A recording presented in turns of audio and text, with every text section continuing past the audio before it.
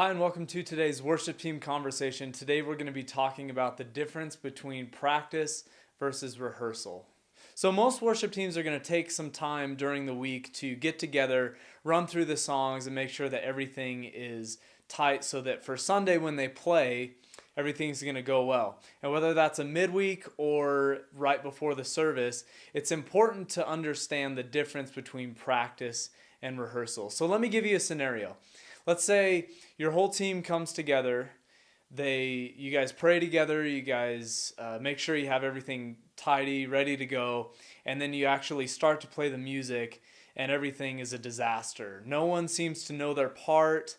Everyone is confused about the order of the song. And this is really, I think, the root of this issue is that people don't know the difference between what practice is and what a rehearsal is. So sometimes we can use these words interchangeably, and really we shouldn't because they are two totally different things. So I'm going to just talk about the difference between practice and the difference between rehearsal.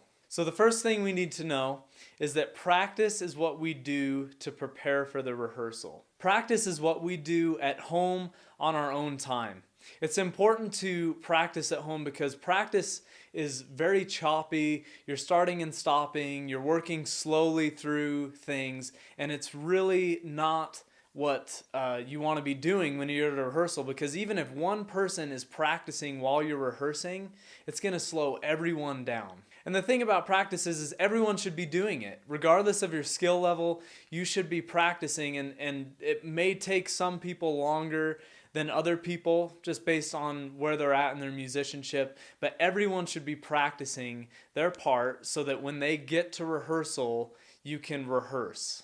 And practicing really comes back to being thankful and using your gift well for God, because if we're not practicing, we're not really putting in our full effort and we're not seeking to do our best. So now that we know that practice is preparation for the rehearsal, we now need to know that the rehearsal is what we do to prepare for the service. The rehearsal really is think of it like a run through of the service. It's like you're going to do the service. Going to do the service, but we call it rehearsing to do the service. So when you think of it, a symphony orchestra they're going to practice individually, then they're going to come together at rehearsals, because rehearsals are really the time that they're working at doing the actual performance. And this has to be our mindset too. We have to be practicing to rehearse and then rehearsing to do the service. The service is the finished product. It's the culmination of everything that we've done. It's the practice plus the rehearsal equals the service. And so we want to maximize both our practice time and our rehearsal time.